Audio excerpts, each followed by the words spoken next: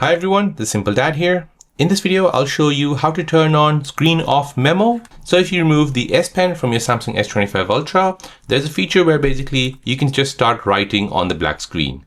So let me show you how to do this. So first you want to go ahead and bring down the notification bar, tap on settings at the top right, scroll down until you see advanced features.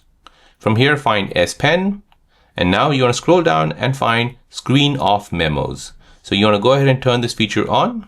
So this will allow you to write notes while the screen is off. So just remove the S Pen and start writing. So we'll go ahead and press home, lock the screen, put the S Pen back in. And now we'll go ahead and remove it. And as soon as you remove it, the phone has detected it's out and you can go ahead and write a note.